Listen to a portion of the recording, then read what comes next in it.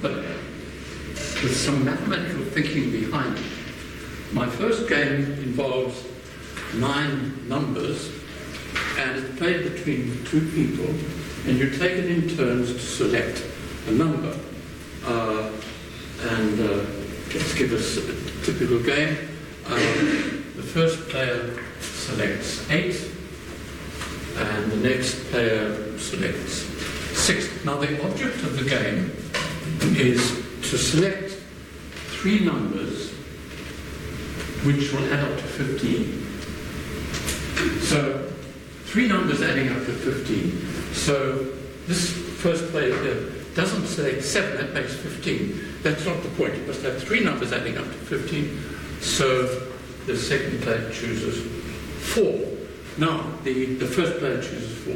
Now, looking across there, you can see that the next choice here would be 3. So you'd better choose 3.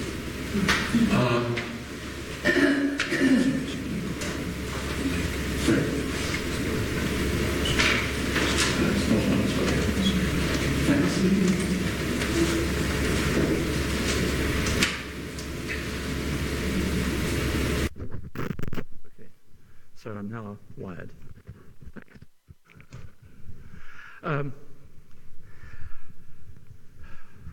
But now the first player is very cunning and chooses 2. So the second player realizes, hang on a moment, he could choose 1 next and get 15. But, so you better choose 1 here. Oh, but if I choose 1 here, then he could choose 7, and 7 is 15. Sorry, not 7.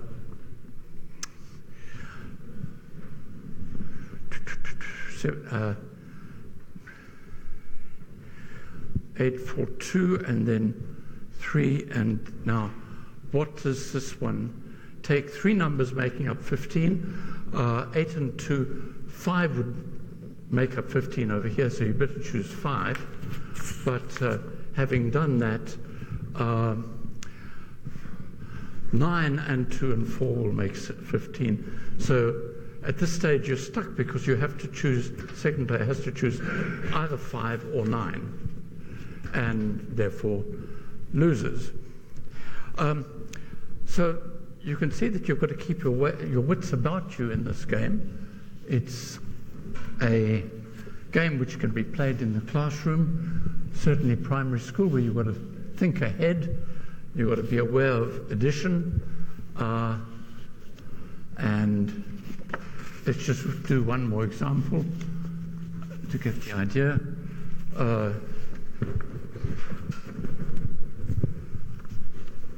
First player chooses 2, and the second player chooses, what do we got, 9. The first player now chooses 6. So the second player had better choose 7. And the third player now chooses 8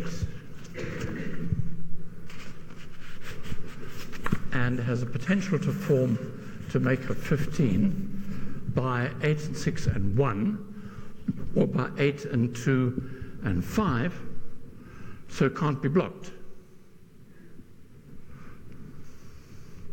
So this game looks subtle, and it is, in a sense, but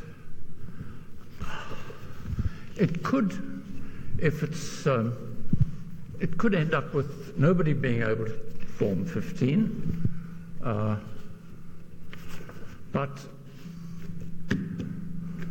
and it certainly seems that the first player has an advantage.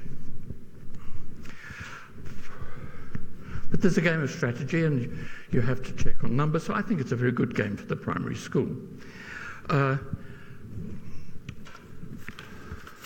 But But what's going on here? It looks difficult in this sense, difficult working out a strategy, but really it isn't. In fact, this is a disguised version of a game that's widely played. And let me put these numbers up in a different form.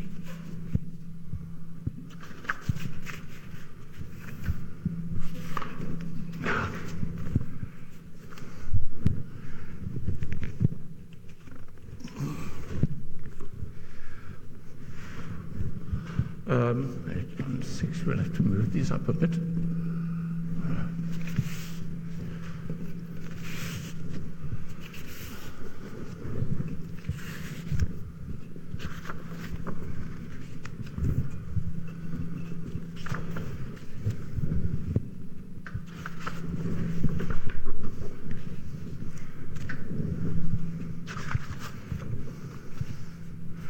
Let me put them up in that grid form.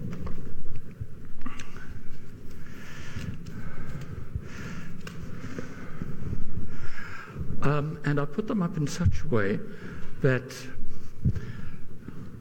any row or any column or any of the three main diagonals adds up to 15. So what's happening here?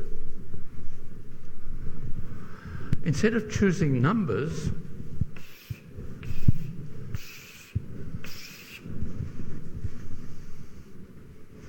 you're in fact picking a square in the classic noughts and crosses board and trying to form a row of crosses or of noughts. And this correspondence between this game of tic-tac-toe or noughts and crosses is not at all obvious at the beginning. And mathematicians would say that the two games that I've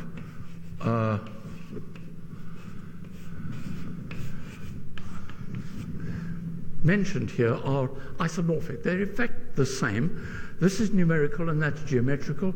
Picking numbers adding up to 15 is the same as picking a row or a column adding up to 15. And the two games that I displayed and described are in fact examples of how you might play noughts and crosses in a tactical way to win. Now, in fact, noughts and crosses is not a very interesting game. It usually ends in a draw by anybody who's playing expertly.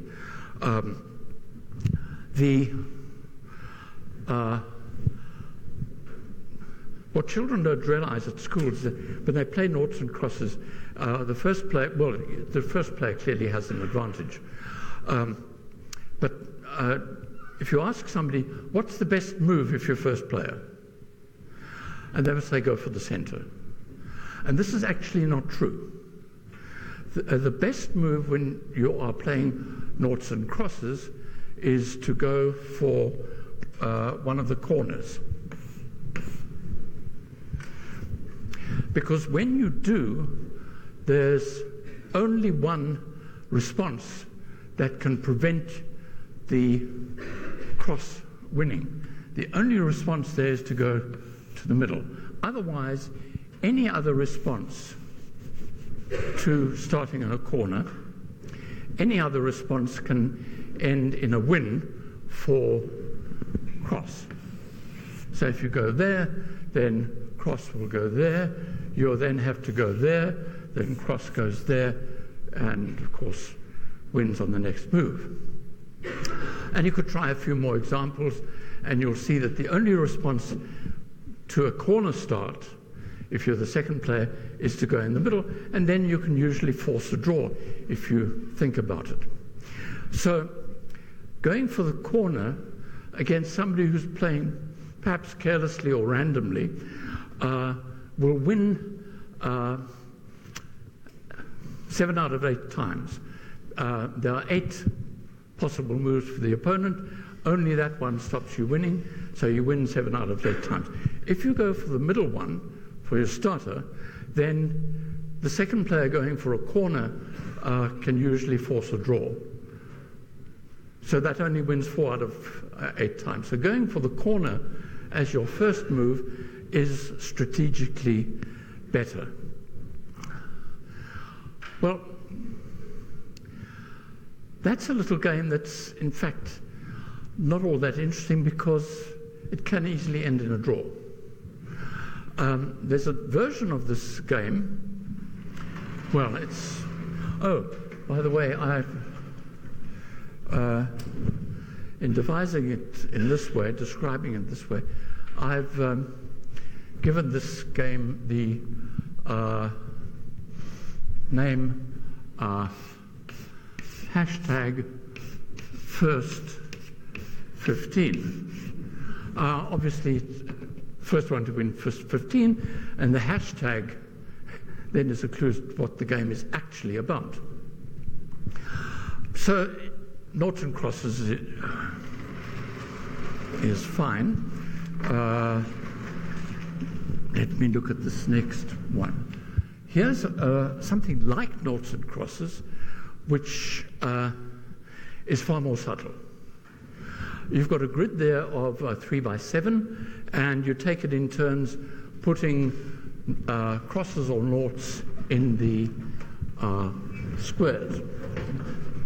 So you start there, then there, and then there, and then there. Now the object of this game is not to get 3 in a row, but to get 4 of your symbols at the vertices of a rectangle.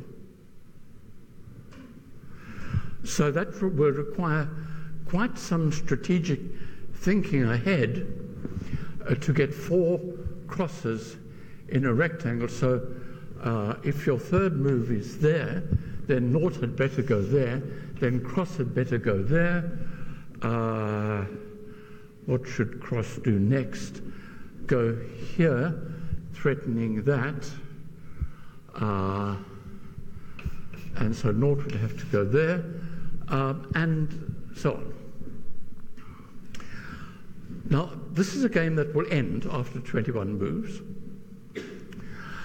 The fact is that it can't end in a draw, unlike noughts and crosses. But why can't it end in a draw? That's the interesting part. Okay, so it can't end in a draw, and I'll show you why in a moment. But that means that one of the 2 players has a winning strategy. It's a finite game, it does not end in a draw, so either the first player or the second player must have a winning strategy. There are no losers, there are no draws.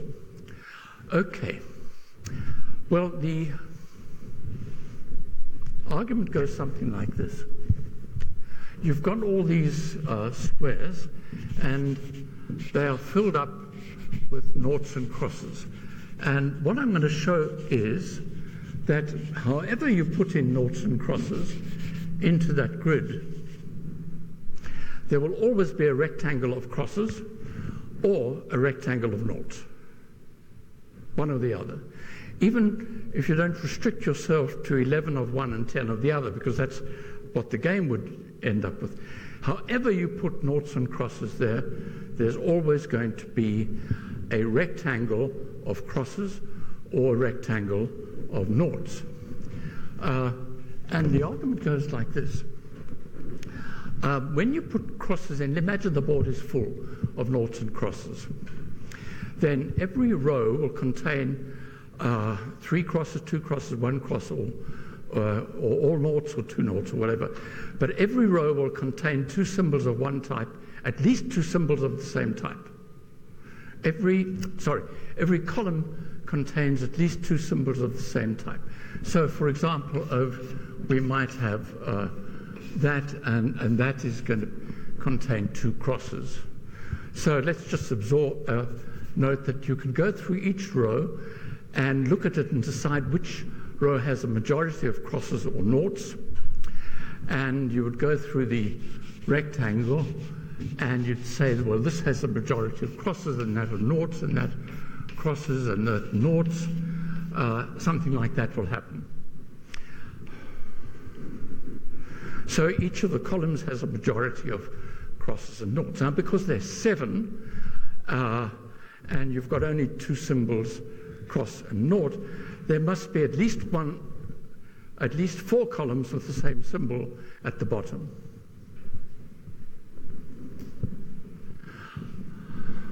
Now, that's an important principle. It's a particular example of what is known in mathematics, surprisingly, as the Pigeonhole Principle.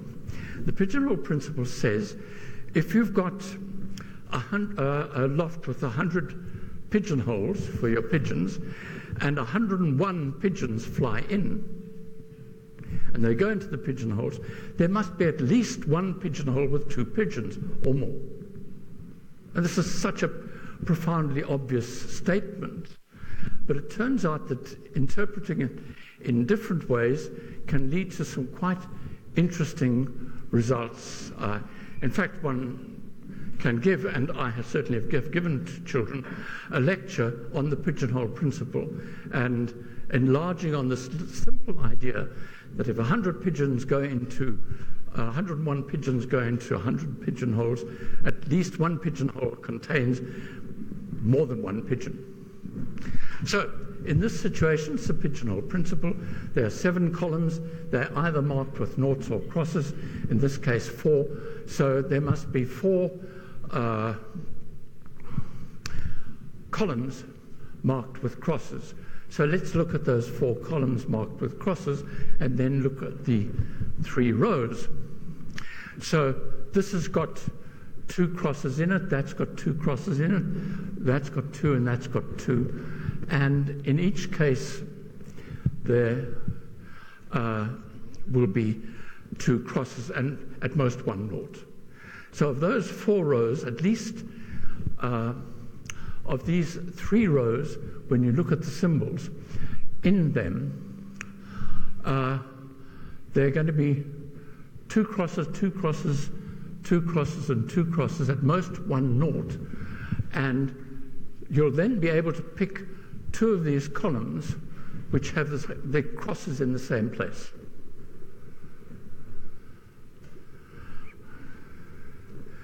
That's the subtle part, and if the 2 columns have crosses in the same place, you've got a rectangle of crosses. Okay, just going over that again. You've agreed that there must be 4 columns with the majority of crosses, for example, there. Then you look at the rows, and each of those 4 columns determines a pair of rows. But now there are 4 columns, they're containing pairs of crosses, and only 3 pairs of rows. There are only 3 pairs of rows. That one, and that one. Only 3 pairs of rows and 4 columns, so 2 of the columns must match up in terms of the rows with the crosses containing them, and that is where your 4 vertices of the rectangle containing crosses lies.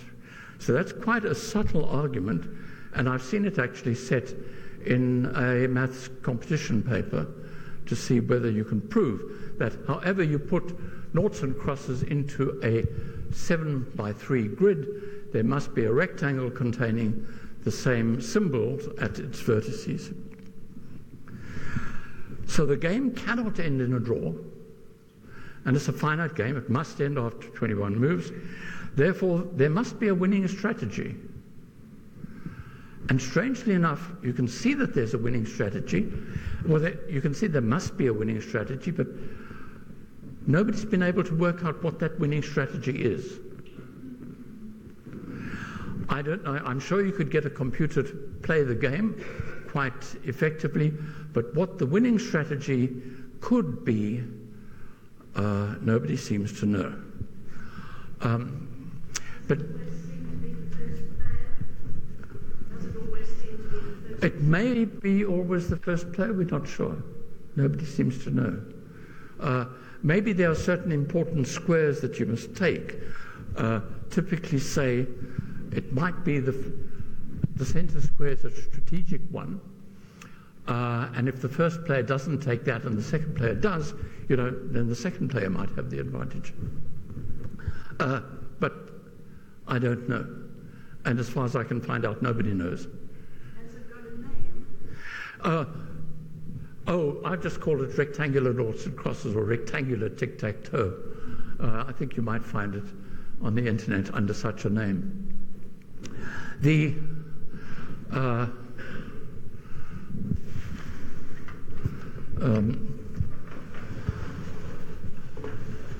next game that I want to mention certainly does have a name, and it's called Chomp. And it's played on a rectangle of any size like this. And imagine that rectangle is a bar of chocolate divided up into squares. Now the moves are for each player in turn to take a chomp out of the rectangle. But you must take a chomp from this direction, and if you take a chomp here, you could take that piece by itself. But if you take any piece, you must take everything to its right and everything below. So if you go for that piece, you'd be chomping out that chunk of chocolate. And the next player would then take this piece and take everything to the right and everything below that's left. And you'd carry on in that way until that piece of chocolate is poisoned. So you don't ever want to bite that piece. You don't want to chomp that piece. So how do you play this game? Well, that's quite difficult. Turns out that the general chomp game is difficult, but let's look at the very simple version where you've simply got a bar of chocolate which is 2 rows, and the technique here, the winning strategy, is in fact very simple. And it's always the first player who can win. So the first player just takes out that square. Now the second player does something or other, could take out that square or that one. Whichever the second player does, the first player then chomps in such a way as to leave exactly that format again. This is the winning position. If you've played that, then whatever the next player does, you can actually get the bar into that shape again with the bottom right hand winning until you get all the way to this point here, and the second player is confronted with that configuration and must lose. Because the second player now, if you take that one, the first player takes that, and the second player is obliged to take the last one, or the other way around. So this technique for this game of chomp, just played on a strip of a bar of chocolate with just 2 strips, always ends with a win for the first player simply by choosing that as your first move. Well, that's reasonably easy to see. So there's this winning strategy for this chomp with just 2 lines. But it's far more difficult to see what the winning strategy would be for chomp with more than 2 lines. And the intriguing thing is that I can give you an argument to show that there definitely is a winning strategy for the first player, but nobody knows what it is. So there is and it's a finite game, because it's got to end, obviously. There's a winning strategy for the first player in chomp, always, but nobody knows what the strategy is in the general case. You might be able to work out the 3-row case. We did the 2-row case, but nobody knows what the general strategy is. But we are able to show that there is a strategy for the first player, because it's a finite game which cannot be drawn, Therefore, there's a winning strategy for either the first or the second. Let's suppose there's a winning strategy for the second player. Let's suppose there's a winning strategy for the second player. So the first player does something, and then the second player, so the first player does something like that, chomps out that piece. And the second player has a winning strategy, so does something. But whatever the second player does, the first player could have done at the beginning. So if the second player at this stage says, I'm going to chomp out that chunk, the first player could have done that at the beginning. So if there's a winning strategy for the second player, the first player could have used it. So it's called strategy stealing. Yeah, whatever there is a strategy, if it can't be for the second player because the first player could use it. So there's a winning strategy for this game of chomp.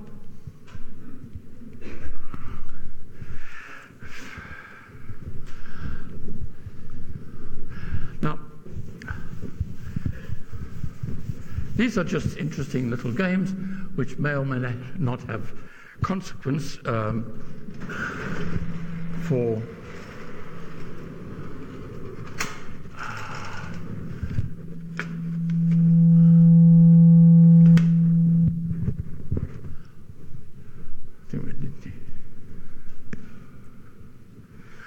the next play game that I want to describe is actually not so much a game, although it could be phrased in those terms.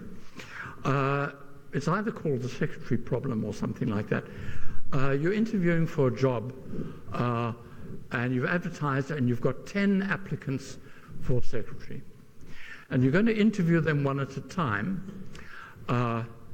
And after you've interviewed one of the candidates, you must decide then and there whether to appoint or reject. If you reject, you can't come back later and say, well, that was the best candidate. So it's also like speed dating, perhaps.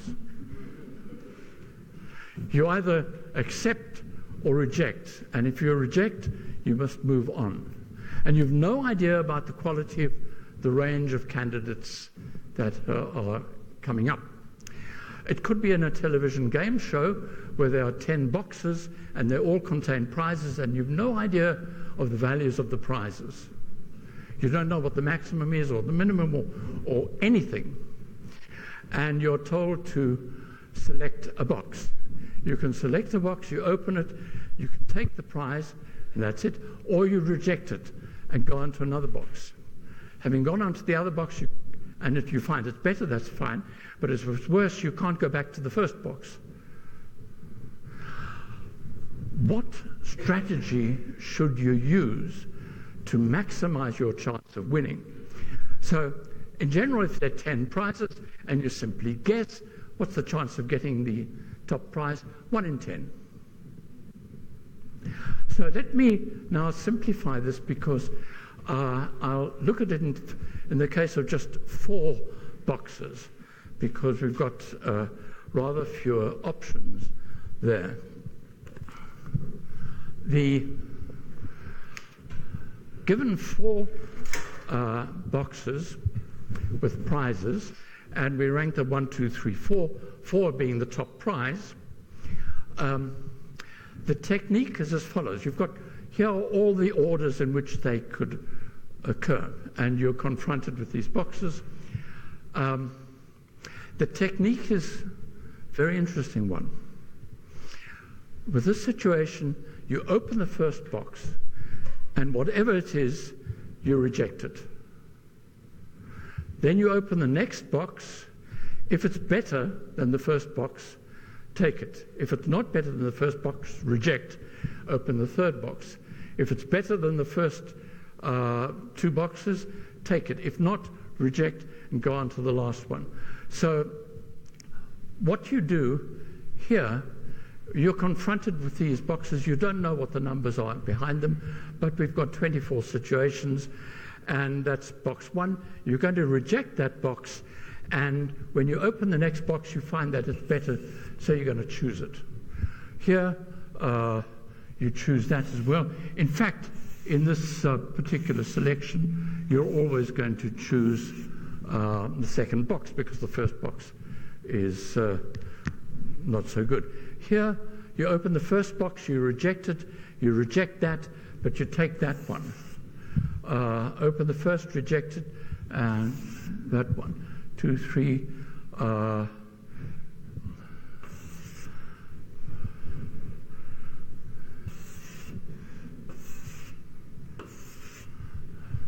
Okay, so you go through each possibility, opening the box, rejecting, and when in this case every selection is going to be, if the first box is number 3, everyone after that is going to, the best after that is 4.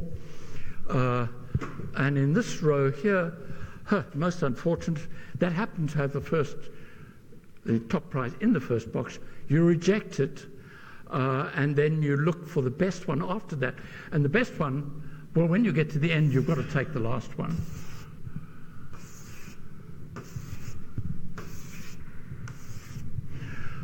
So those are the 24 situations that you could be confronted with. And let's see what the strategy does. The strategy is to reject the first box and to open and accept any prize that's better than the first one. Well, let's see how many times you actually get the top prize in this situation. 1, 2, 3, 4, 5, 6, 7, 8, 9, 10, 11. That technique gets you the top prize 11 out of 24 times. If you'd guessed, you would have only have got the top prize 6 out of 24, 1/4 of the time. So this technique gives you the top prize 11 out of 24. If you then ask, well, what about the booby prize? Well, there are only 2 cases where you end up with the booby prize. That's the booby prize number 1. When do you end up with the booby prize? Well, it's over here, here, and here. So you end up with the lowest prize only twice out of the 1/12 of the time.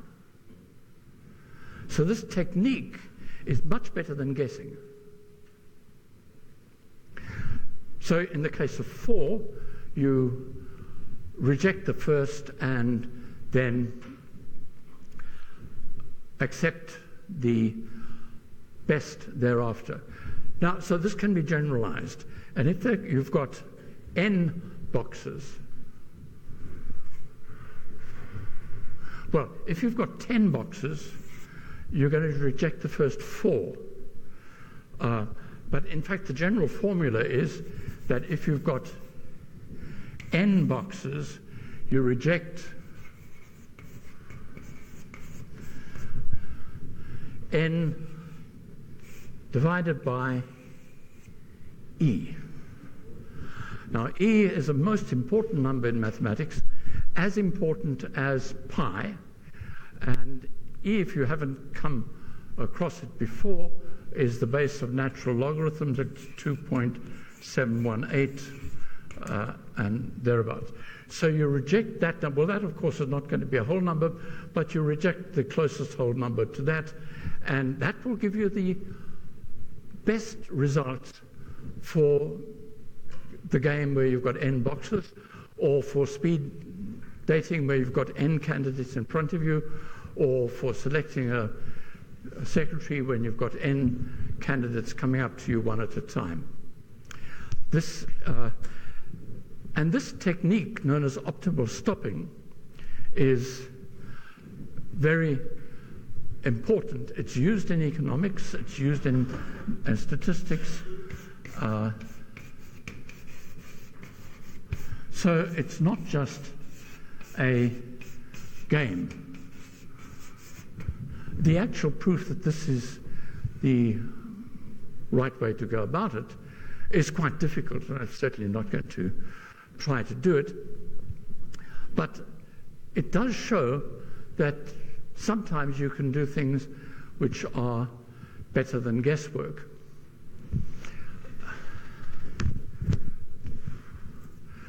Right, where are we?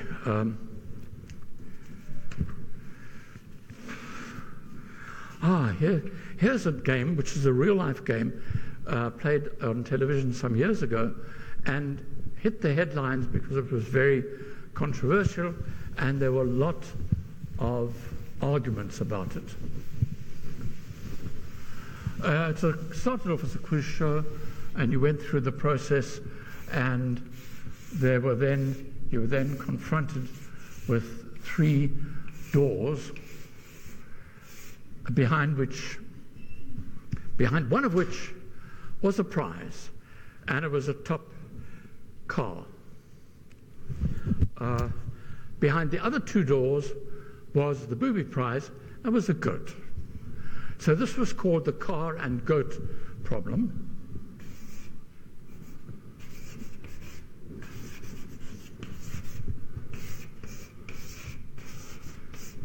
So behind one of those doors is a car, and behind one of them, the other 2 are goats. And the quizmaster then invites you to choose one door. But you choose a door, and before you open it, this is the catch, the quizmaster then opens one of the other doors and reveals a goat. And then says, do you want to change your original choice?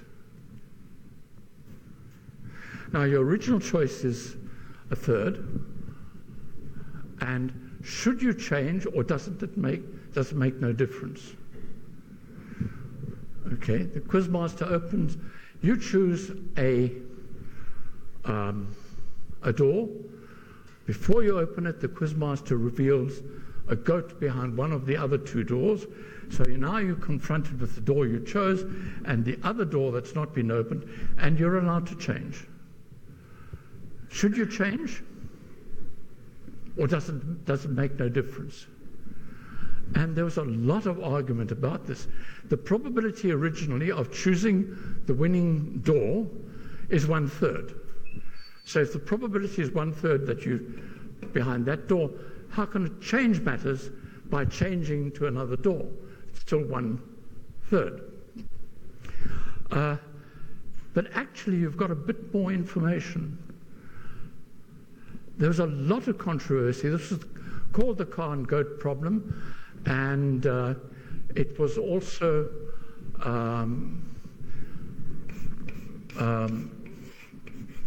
the quizmaster was named Monty Hall, so it was known as the Monty Hall paradox or problem. Should you change? And the tremendous debate in the newspapers about what you should do, and many mathematicians weighed in, and many of them got it wrong. That was the intriguing thing about this problem, that many people actually got that problem wrong.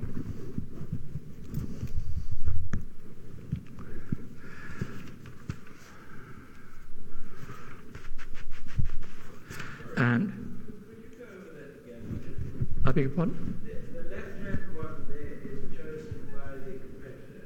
Yes. And the quizmaster opens the other 2. No, one of the other 2. One of the other 2. And shows a goat. Now, you don't know whether the other one unopened contains the other goat or whether that's behind the original door or whatever.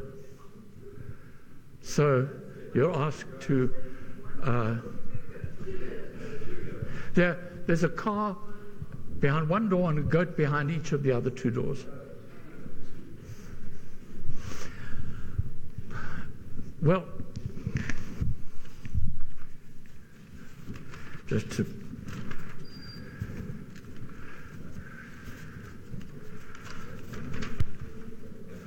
Well, basically you've got three situations here.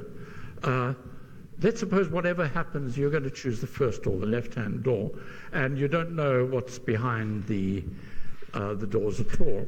So the three possible ways of having could be the car, goat, goat, the goat, car, goat, or goat, goat, car are the three possible distributions. And you have chosen the first door.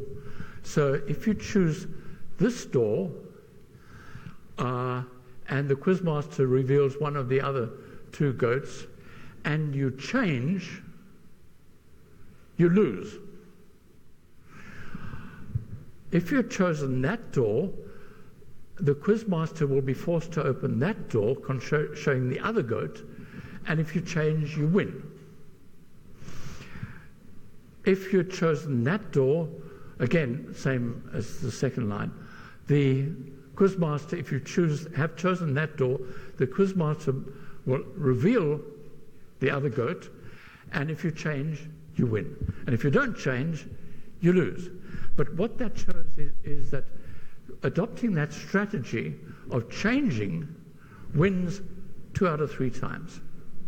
Whereas your original strategy of just choosing anything and then sticking with it leaves you with 1 out of 3, which is a bit paradoxical, but there it is. And that was what generated a lot of discussion.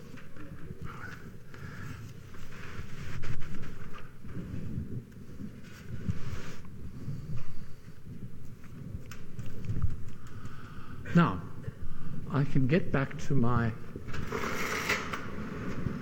numbers over here. What I didn't say when I was discussing this array, which is basically the way of choosing a winning strategy for tic-tac-toe, noughts and crosses, is that this array of numbers from 1 to 9 arranged so that the sum of any 3 rows is 15, the sum of any of the 3 columns is 15, and the 2 main diagonals add up to 15. This is a very ancient design, going all the way back to China, if not earlier. In medieval times, it was this array of numbers engraved in silver would be worn to protect you from the plague. The earliest version of this is with Chinese numerals on it, on a tortoise shell, which is thousands of years old. And this is called a magic square. Now, it's the